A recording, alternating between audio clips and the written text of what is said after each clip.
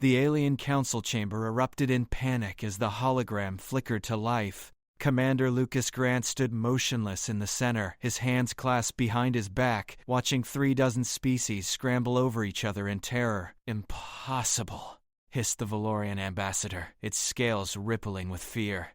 "The humans deployed it already?" Grant said nothing. He didn't need to. The footage spoke for itself. On every screen surrounding the circular chamber, the same scene played on loop. A small human settlement on the contested border world of Arcturus 9. No weapons. No soldiers. Just a single low building with colorful walls and a playground outside. The Kryn War fleet had arrived 6 hours ago. 12 dreadnoughts. Enough firepower to crack a moon. They demanded immediate surrender.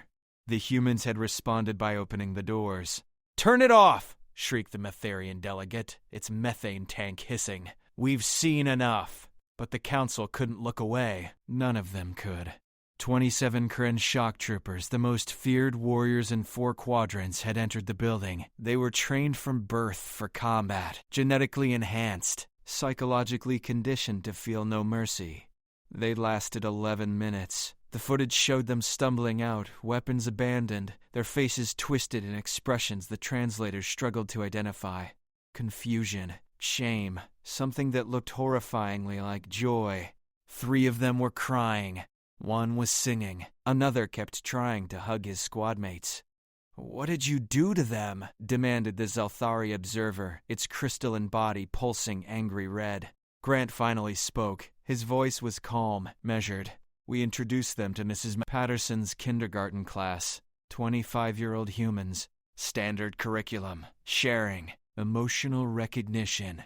Basic empathy exercises." The chamber fell silent. "Your warriors," Grant continued, "had never experienced unconditional affection, never been asked to identify their feelings, never been hugged by something that wasn't trying to assess their weakness."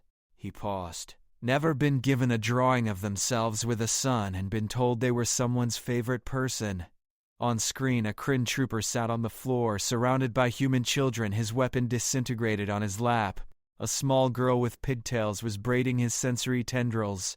He was smiling. "The fleet commander recalled his forces 4 hours ago," Grant said. "They've requested political asylum. All 12 ships.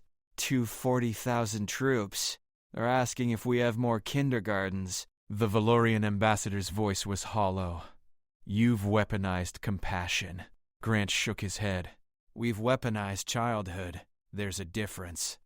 He stepped forward, and every species in the room instinctively retreated. "We have 37,000 kindergartens across human space," he said quietly, "each one fully staffed, ready to deploy." The threat hung in the air like radiation. "Any species that attacks human civilians," Grant continued, "will be assigned a class. Your soldiers will learn to share, to express themselves, to trust." His eyes were ice. "And when they return to you, they won't be soldiers anymore." Part 2. The emergency session continued for 3 hours. Grant stood in the center while the galaxy's most powerful civilizations tore themselves apart with accusations and denials the Kryn ambassador hadn't shown. Nobody expected him to. "This is psychological warfare," snarled the Drexian commander, slamming forearms against the podium.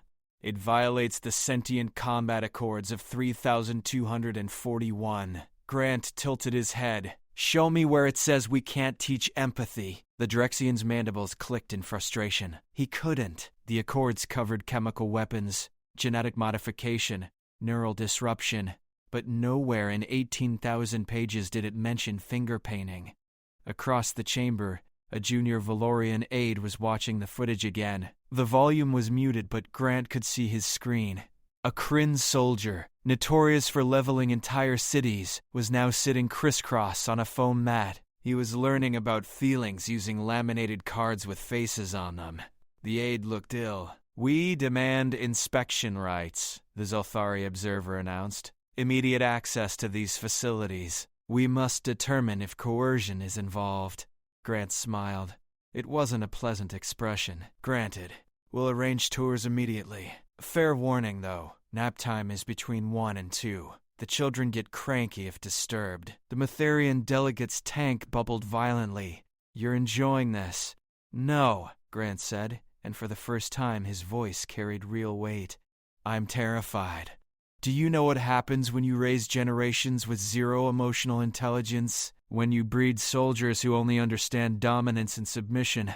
He gestured at the screens. You get this. Warriors so fragile that basic human kindness breaks them in minutes. He walked slowly around the chamber's perimeter. Every delegate tracked his movement. For 300 years we've watched you conquer, exterminate, enslave. You all assumed humans would fight the same way.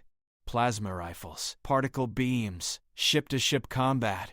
Grant stopped walking. We have those too. But we realized something you didn't. The room waited. Your soldiers are children, he said quietly. Stunted, broken children in adult bodies, given weapons instead of wisdom, pain instead of patience. You turned them into monsters because you never showed them how to be anything else. A low hiss rippled through the assembled species. Grant ignored it. So yes, we're deploying kindergartens. Every human colony has them now. Every outpost, every station. And when your armies come, we won't shoot them. His voice hardened.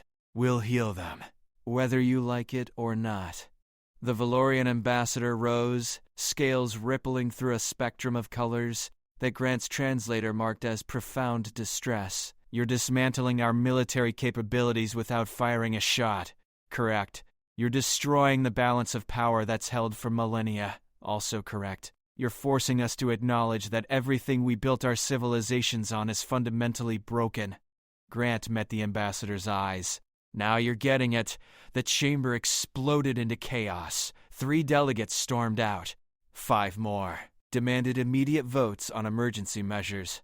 The Drexian commander started broadcasting tactical data to his fleet, screaming about preemptive strikes. Grant raised his hand. The gesture shouldn't have meant anything. He held no official rank here. But the room went silent anyway. Before anyone does something stupid, he said calmly, you should know we anticipated this reaction.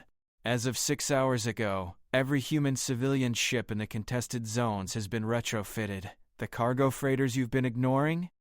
Each one now carries a mobile kindergarten unit, fully staffed, ready to deploy within minutes of boarding. The implications hit like a shockwave. You're bluffing, the Drexian said, but his voice lacked conviction. Grant pulled up his personal display. With a flick, he sent files to every delegate simultaneously. Manifests, personnel rosters, deployment schedules, 147 ships, 17,000 educators. Enough art supplies to stock a small moon. The Terran Congress debated this for months, Grant continued. Some wanted traditional deterrence, weapons, fleets, the usual. But the psychologist made a compelling argument. He paused. Your soldiers have never lost before. Not really. They've retreated, regrouped, adapted. But they've never faced something that made them question everything they were. On the screens, the Kryn footage continued. One massive trooper was now reading a picture book to 3 human children. His claws, designed to rend flesh, turned pages with impossible gentleness. Tears streamed down his face. That's Private Krell, Grant said softly. Killed 400 civilians on Proxima 7. The girl on his lap? Her name is Sophie. She told him his eyes were pretty. He'd never heard that before. The Valorian ambassador's colors shifted to something the translator couldn't identify. Krell requested execution yesterday, Grant continued. Standard Kryn protocol after contamination. We denied it. Instead, Mrs. Patterson is teaching him about forgiveness. His own first, then everyone else's. He turned back to the council. So here's what happens now. You can attack us. Send your fleets, your armies, your best killers, and we'll welcome every single one into a classroom where 5-year-olds will teach them that violence isn't strength. Grant's voice dropped to barely above a whisper. Or you can surrender. Not to us. To the idea that maybe, just maybe, the galaxy deserves better than endless war. Nobody spoke. You have 72 hours, Grant said. After that, we start making house calls. He walked toward the exit. Behind him, the council sat in stunned silence, watching warriors transform into something their creators never imagined they could be. Human. Part 3. The Drexian strike force arrived at the human colony on Kepler Station exactly 68 hours later. 3 heavy cruisers, 800 elite troops. Commander Voss had handpicked every single one. They'd trained for this. Psychological conditioning, emotional suppression protocols, neural dampeners to prevent what High Command was calling compassion contamination. Voss had even authorized combat stimulants, something reserved for planetary invasions. The humans were waiting on the landing platform. No barricades, no weapons, just a middle-aged woman in a cardigan holding a clipboard. "Welcome," she said brightly. "I'm Principal Hendricks. You're right on time." Voss descended the ramp, his forearms tensed. The neural dampener hummed against his skull. He could feel it blocking the softer impulses, keeping him focused, sharp. "We're here to shut you down," he announced, "by force if necessary." Hendricks checked her clipboard. Of course. But it's Tuesday, which means it's show and tell day. The children have been so excited to meet you." She smiled. "Would you prefer the blue classroom or the yellow one? Blue has better lighting, but yellow has the reading corner." Voss felt his primary hand twitch toward his sidearm. The dampener pulsed, keeping him calm, focused. "You misunderstand. This isn't a negotiation." "Oh, I understand perfectly," Hendricks said. She started walking toward the main building. "You're here to observe our psychological warfare techniques. Standard military intelligence. We prepared visitor badges." She gestured. And a human child, maybe 6 years old, emerged carrying a basket. The boy had gap-toothed smile and wore a shirt with a cartoon dinosaur. "Hi," the boy said. "I'm Danny. I made your badge myself." He held up a laminated card with Voss's name written in crayon. There were stars around it, and a drawing that might have been Voss, though it had too many arms and would appear to be a cape. The dampener screamed inside Voss's head. Warning signals flooded his HUD. Emotional response detected. "Compensating. Take it," Hendricks said gently. Danny worked very hard. Voss stared at the badge, at the child's expectant face. His secondary hand moved without conscious thought, accepting the card. "Thank you," he heard himself say. Danny beamed. "You're welcome. Do you like dinosaurs?" "I like dinosaurs. My favorite is the Triceratops because it has 3 horns, and that's the same number as my age, but I'm 6 now, so I need a new favorite." The dampener pulsed harder. Voss forced himself to focus. "Troops, maintain formation. We're proceeding inside." They entered the building in standard breach formation, weapons ready, scanners active. The hallway was decorated with children's artwork, handprint turkeys, crayon rainbows, a banner that read, "Welcome Friends," in 12 different languages, including Drexian. Hendricks led them to the blue classroom. "Miss Rodriguez is our lead teacher. She's wonderful with first-time visitors." The classroom door opened. 20 human children sat in a semicircle on a colorful rug. They looked up simultaneously, and Voss's tactical computer registered 21 targets, then immediately flagged an error. These weren't combatants. They were juveniles. Unarmed. Irrelevant to mission parameters.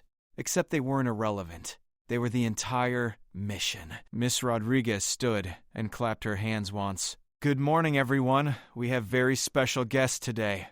Can we show them how we greet new friends?" In unison, the children chorused, "Good morning, friends. We're happy you're here." Voss felt the dampener spike to maximum output. 3 of his soldiers stepped backward involuntarily. Another's weapon clattered to the floor. "Please sit," Ms. Rodriguez said, gesturing to adult-sized chairs arranged in a circle. "We're just starting Feelings Circle. Today we're talking about what makes us scared and how we handle it."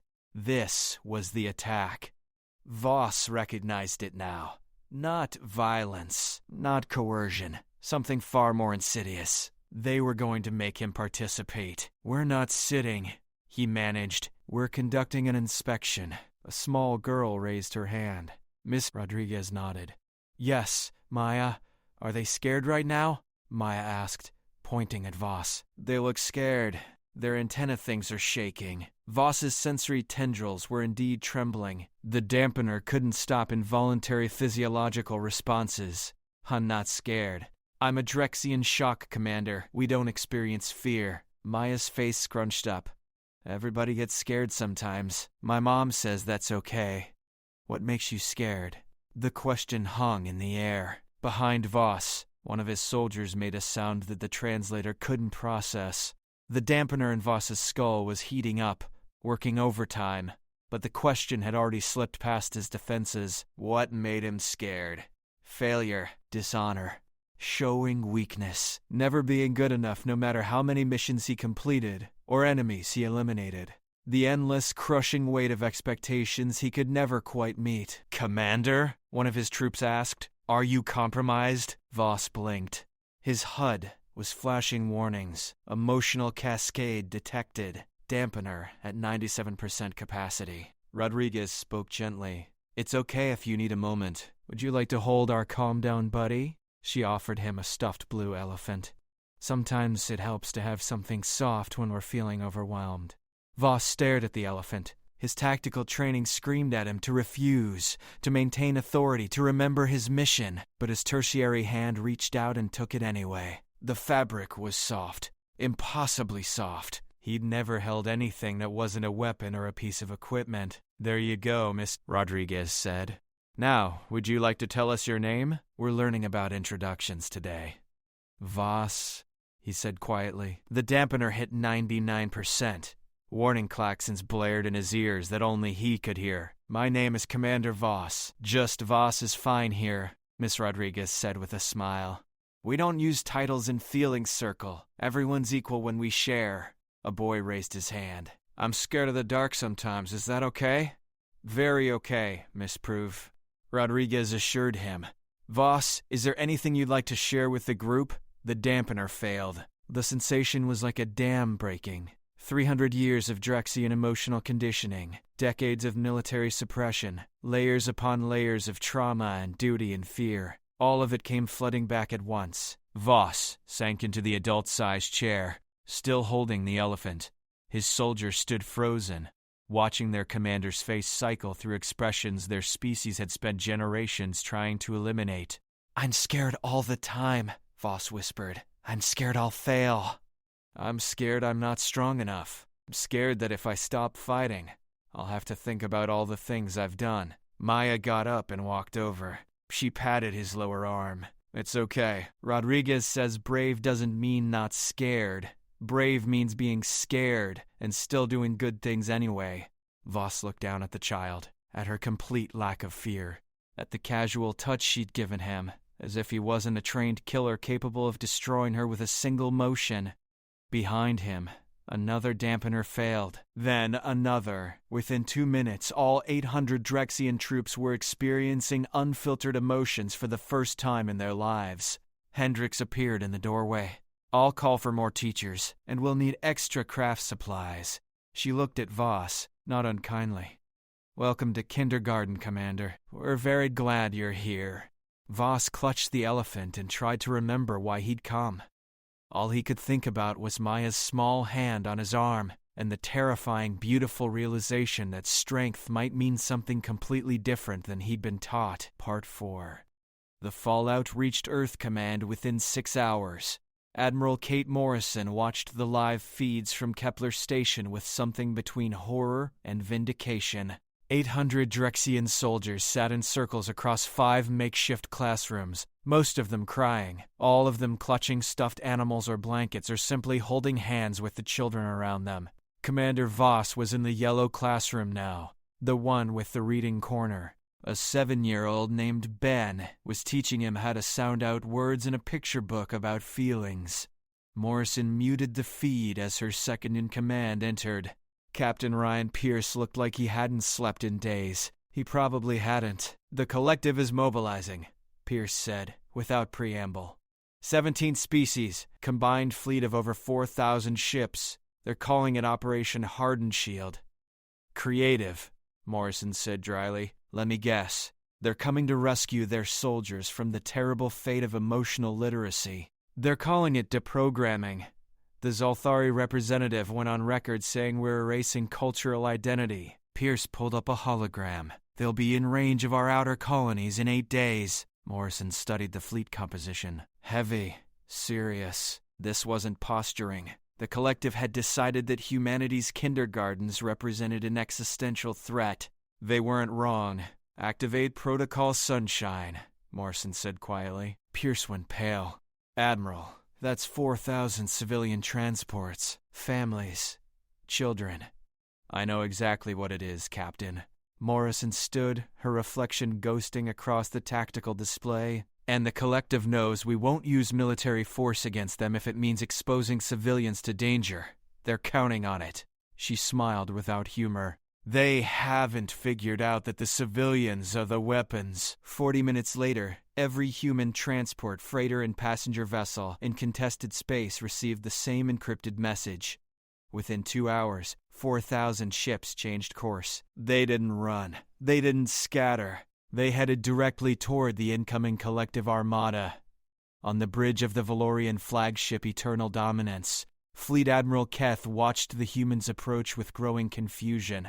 His tactical officer had flagged every vessel. Civilian registry, minimal shielding, no weapons. They're evacuating, his second suggested.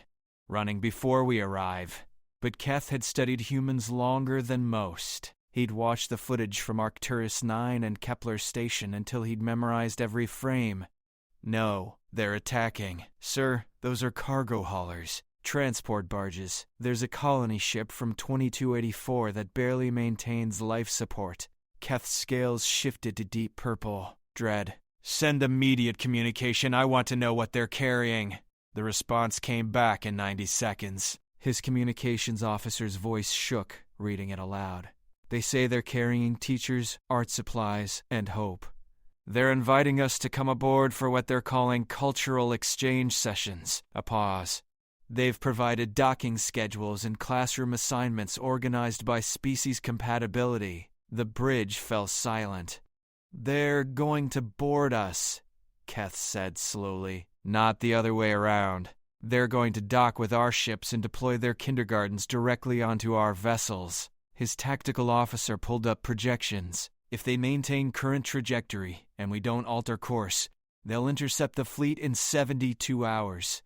At their current spacing, every capital ship will have between 3 and 7 civilian transports in docking range. Keth had commanded fleets for 60 years. He'd faced down rebellions, crushed insurgencies, and maintained order across 12 sectors. He'd never encountered an enemy that attacked by offering to teach his soldiers how to manage their feelings. Fire on them, his second said. Destroy the transports before they reach us. They're unarmed civilians. They're weapons. Keth's claws dug into his command throne. The second was right. Those ships were weapons. Every teacher, every crayon, every picture book was a weapon designed to dismantle everything the collective had built. But they were still civilians, children, families. We can't, he said finally. The moment we fire on unarmed transports, we prove everything the humans have been saying about us. That we're so broken we'd rather kill innocents than face the possibility of change. Then what do we do?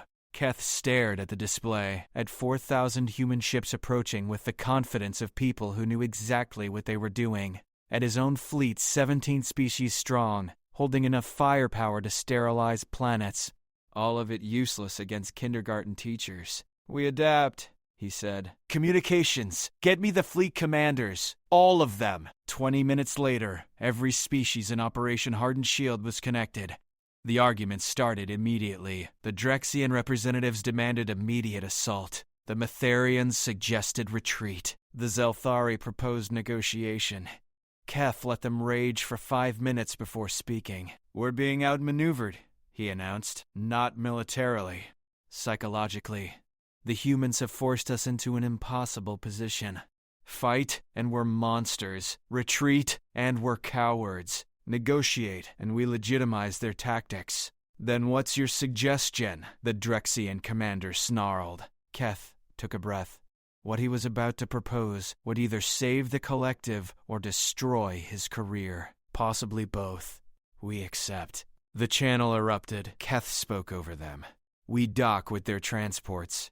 We allow their teachers aboard our ships. We participate in their cultural exchange. His scales shifted through a dozen colors. And we document everything. Every technique. Every manipulation. Every psychological pressure point they exploit. He pulled up new projections. We learn how they do it. Then we develop countermeasures. Emotional resistance training. Cultural inoculation protocols. We turn their greatest weapon into our greatest defense. Zelthari Observer pulsed thoughtful amber. You want to fight kindergarten with kindergarten. I want to understand it, Keth corrected. Right now we're blind. Our soldiers are unprepared. The humans have been studying us for centuries while we ignored them. That ends now. Slowly, grudgingly, the fleet commanders agreed. Some saw the wisdom. Others simply had no better options. Keth sent the message to the approaching human vessels. Acceptance of cultural exchange. Docking permissions granted. Terms of engagement acknowledged. The response came from Admiral Morrison herself. Her face filled his screen, and Keth saw something in her eyes that made his blood run cold. Pity. We're glad you've chosen this path, Morrison said. Our teachers are looking forward to meeting you. Fair warning, though. We're starting with active listening exercises. They're harder than they sound. The channel closed. Keth sat in his command throne and wondered if he'd just won a tactical victory or walked his entire fleet into a trap more sophisticated than anything he'd encountered in 6 decades of war. On the human transports, teachers were preparing their classrooms. Children were practicing their welcome songs. Craft supplies were being organized by species compatibility. And in the yellow classroom on Kepler Station, Commander Voss finished his picture book and asked Ms. Rodriguez if they had any stories about forgiveness. She smiled and pulled out a whole shelf of them. The war was already over. The collective just didn't know it yet. Part 5. The docking began at 060 hours, synchronized across 17 different ship classes. Captain Helena Brooks watched from the transport Goodwill as magnetic clamps locked onto the Valorian flagship's hull. Behind her, 23 kindergarten teachers were doing last-minute checks on their supply containers. Nervous? Asked Mr. Birvar. Patterson, adjusting his glasses. He'd taught for 30 years on Earth before volunteering for this assignment. Terrified, Helena admitted. But not of them. She was terrified of failure, of these proud species rejecting what humanity was offering, of the galaxy deciding that endless war was preferable to the vulnerability required for peace. The airlock cycled. The door opened. Fleet Admiral Keth stood waiting with an honor guard of 40 warriors, all armed, all watching with the careful stillness of predators evaluating prey. Helena stepped through and extended her hand. Admiral Keth, thank you for welcoming us. Keth looked at her hand for 3 long seconds before accepting it. His scaled grip was firm but not crushing. Calculated. Captain Brooks, your reputation precedes you. My reputation is that I taught 2nd grade in Detroit for 15 years. Everything else is just context. Something flickered in Keth's eyes. Respect, maybe.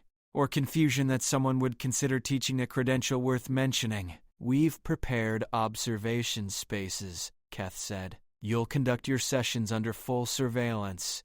Every interaction will be recorded and analyzed.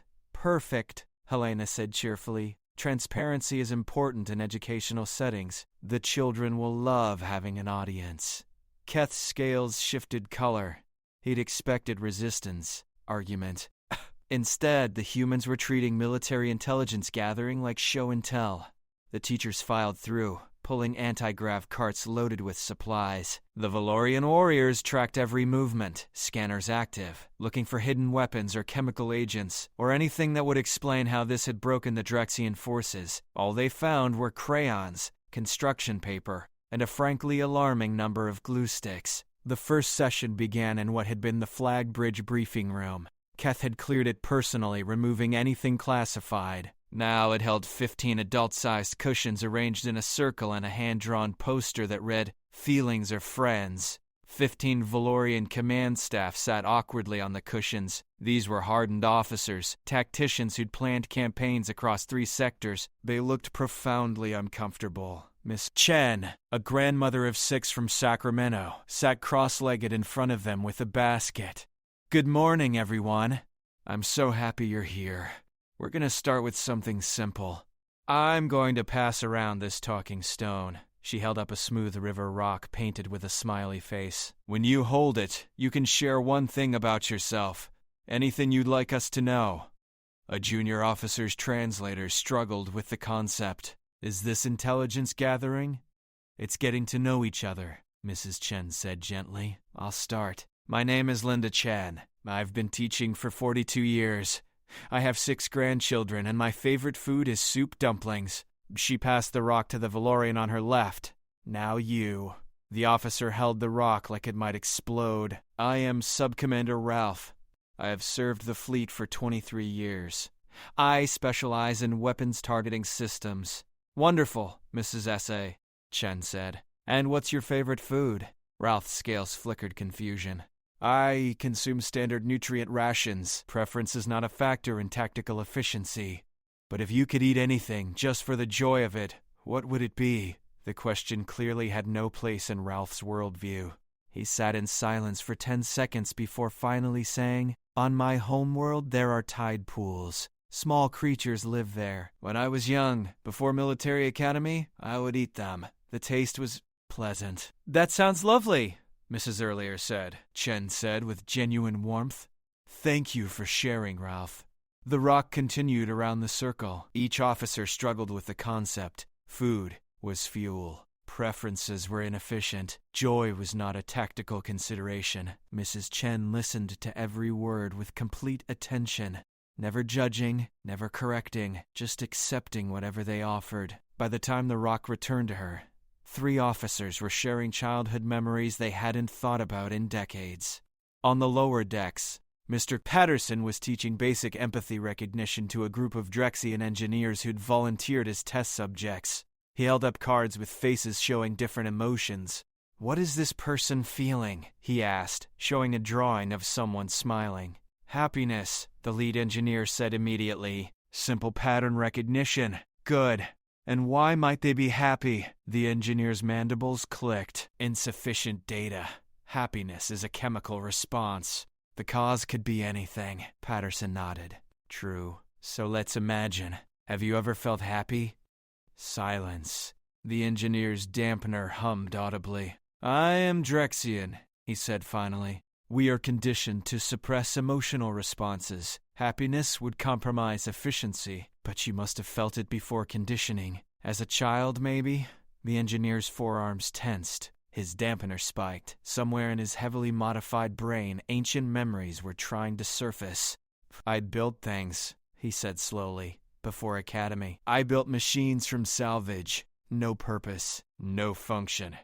I simply wanted to see if I could make them work." His voice dropped. It felt good when they worked. "That's happiness," Mr. Patterson said gently.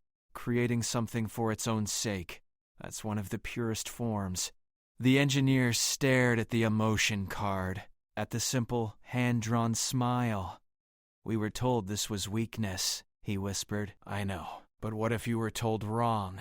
The dampener failed with an audible pop. The engineer's carefully maintained emotional barriers collapsed, and 3 centuries of Drexian conditioning couldn't stop what came next. He wept. Across the fleet, similar scenes were playing out.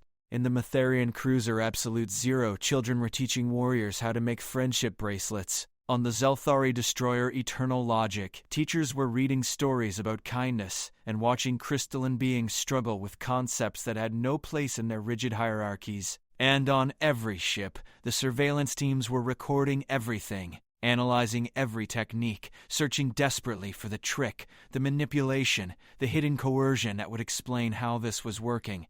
They found nothing, because there was nothing to find. The humans weren't using manipulation. They were using truth. Simple, profound truths that every species had forgotten or buried or deliberately excised from their cultures. That feelings matter. That connection is strength. That being vulnerable doesn't make you weak. That children understand things adults spend lifetimes trying to forget. Keth watched the feeds from his command throne, his scales cycling through colors faster than his translator could identify. On screen 47, a Valorian gunnery captain was crying while a 6-year-old human girl named Ashley explained that it was okay to be sad sometimes. Everyone gets sad. "Sir," his tactical officer said quietly, "we should stop this. They're compromising our personnel." Keth didn't respond. He couldn't, because on screen 12, Mrs. Chen was asking Ralph what made him feel proud. And Ralph was talking about the time he'd saved his squad by sacrificing his own commendation. And he was realizing for the first time in 23 years that maybe helping others mattered more than military rank. "Sir," the tactical officer pressed. "No," Keth said finally. "We don't stop it. We learn from it. But our troops are discovering they're more than weapons." Keth interrupted. This voice was rough. "That's exactly what we need to understand." He pulled up Admiral Morrison's contact frequency. When her face appeared, she was smiling like she'd expected this call. "You're not fighting back," Keth said. "It wasn't a question." "No," Morrison agreed. "We never planned to. That's not what this is about." "Then what is it about?" Morrison leaned forward. 300 years ago, Admiral, humanity nearly destroyed itself. We had the weapons, the will, the justified anger. We came within 6 hours of complete annihilation." She paused. "Do you know what saved us?" Keth waited, a teacher in Oslo. "She refused to evacuate her school, said if the world was ending, she wanted to spend it reading to her students. The image went viral.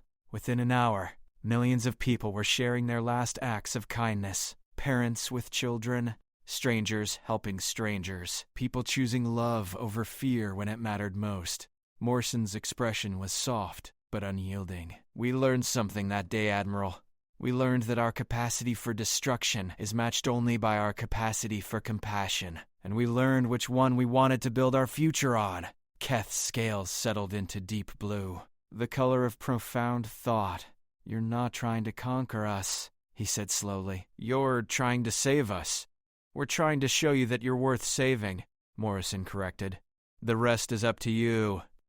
The channel closed. Keth sat alone in his command throne, watching his troops learn how to feel, and wondered what kind of galaxy might exist if everyone remembered how to be human, even the ones who weren't. Part 6. The transformation took 6 weeks, not because the process was slow, but because the galaxy needed time to accept what was happening. Commander Voss returned to the Drexian homeworld 3 months after entering Mrs. Patterson's classroom. High Command was waiting with court-martial proceedings, treason, desertion, contamination. He brought 47 children's drawings with him. Each one showed a Drexian soldier doing something impossible, smiling, hugging, reading stories, being loved. "I'm guilty of everything you're charging me with," Voss told the tribunal. He stood without weapons, without armor, holding only a blue stuffed elephant. "I abandoned my post. I rejected my conditioning. I allowed enemy forces to fundamentally alter my psychological profile." The head arbiter's mandibles clicked sharply. "You admit this?" "Completely." Voss placed the drawings on the tribunal bench. "And I do it again, because for the first time in my life, I'm not scared of who I am." The proceedings lasted 4 hours. The verdict was unanimous. Voss was stripped of rank, dishonorably discharged and exiled from military service. He thanked them and immediately applied for enrollment in the newly established Drexian Educational Corps. Mrs. Patterson had sent him the application herself. He wasn't alone. Across the collective, thousands of former soldiers were making the same choice. Warriors becoming teachers, tacticians becoming counselors. Entire military academies were quietly adding empathy training to their curriculums. Not because High Command ordered it, because the soldiers demanded it. Admiral Keth watched the cascading changes from his flagship. The Collective Council had summoned him to explain how he'd lost control of Operation Hardened Shield, how a military engagement had become a cultural revolution. He'd prepared his defense carefully, charts showing infection vectors, data on psychological contamination rates, recommendations for countermeasures. He deleted all of it. Instead, he submitted a single document, his resignation effective immediately.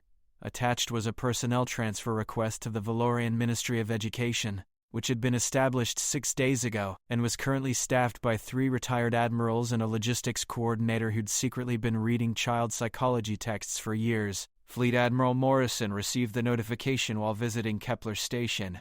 She found Keth in the blue classroom, sitting awkwardly on a too small chair while a human boy named Eric explained the rules of sharing. "You quit," Morrison said. "I evolved," Keth corrected. His scales were colors she'd never seen on a Valorian. Soft greens, gentle yellows, peace. The question is whether your people will accept former enemies as students. "The teachers have a saying," Morrison replied. "Every child deserves a chance to learn. You're proof that children come in all sizes." Keth's scales rippled something that might have been laughter. 6 months after the first kindergarten deployment, the Galactic Council convened for an emergency session. 17 species sent representatives. All of them looked different, softer, more uncertain, more alive. Lucas Grant stood before them again. The chamber was quieter this time, thoughtful instead of panicked. "We need new accords," the Valorian ambassador said. Her scales showed cautious hope. "The old frameworks were built for war. We need structures for peace." "Agreed," said the Drexian representative. It was Voss. He'd been elected by popular vote from the demilitarized zones, where former soldiers were building schools instead of bunkers. "I propose mandatory cultural exchange programs. Every species contributes teachers. Every child learns from multiple perspectives," the Metherian delegate bubbled enthusiastically. "And interspecies kindergartens. Imagine what children could create if they grew up seeing differences as interesting instead of threatening." The proposals came faster: educational standards, shared curriculum development, empathy metrics for leadership positions, treaties that measured success and graduation rates instead of body counts. Grant listened with quiet satisfaction. This was the outcome humanity had hoped for, but never dared assume. Not submission. Evolution. "There's one more thing," he said when the session paused. "We're proposing a new role for Earth in the collective." The chamber waited. "We want to be the galaxy's teachers," Grant continued. "Not its conquerors, not its rulers, its educators. We'll share what we've learned about emotional intelligence, conflict resolution, and building societies that prioritize compassion. In exchange for what?" the Zalthari observer asked, still cautious. "Nothing," Grant said simply. "This isn't a transaction. It's what we're good at. Humanity spent 3 centuries learning how to heal ourselves. Now we want to help heal everyone else." The vote was unanimous. 2 years later, Mrs. Patterson stood in front of the first interspecies kindergarten on the neutral station Harmony 1. Her classroom held 47 students from 12 different species. Drexian children sat next to Valorian hatchlings, Metherian youth mixed with Zelthari fragments. "Good morning, everyone," she said, and 47 voices in a dozen languages chorused back. "Today we're learning about bravery," Mrs. Patterson continued. "Can anyone tell me what brave means?" A small Drexian raised 3 arms. "My dad says brave is being scared but doing the right thing anyway." "That's beautiful. Your dad sounds very wise."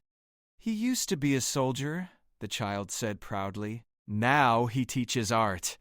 Mrs. Patterson smiled. "I know."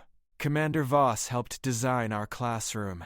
At the back of the room, Voss stood quietly. He'd been teaching for 18 months now, and he still kept the blue elephant on his desk. Some things were too important to forget. On Earth, Admiral Morrison watched the feeds from Harmony 1. Beside her, Lucas Grant was reading reports from 200 similar schools across the collective. Enrollment was exceeding projections. Waiting lists stretched for years. "We did it," Grant said softly. "We actually did it." Morrison shook her head. "We started it. They're doing it. That's the difference." She pulled up a final report. Collective military spending was down 47%. Educational funding was up 92%. Conflict incidents had dropped to historical lows. The galaxy was healing itself, and it had all started because humanity looked at the endless cycle of war and asked a simple question: what if we taught them something different? On Harmony 1, Mrs. Patterson was reading a story about friendship. 47 children listened with rapt attention, learning that differences made life richer, not harder. In orbit above them, warships were being converted into mobile schools. Weapons factories were retooling to produce textbooks. Training academies were becoming universities. The galaxy's most feared weapon had been Earth's kindergarten. But the galaxy's greatest gift was learning that it had never needed to be afraid at all. It just needed someone to teach it how to be brave enough to choose kindness. And in classrooms across 1,000 worlds,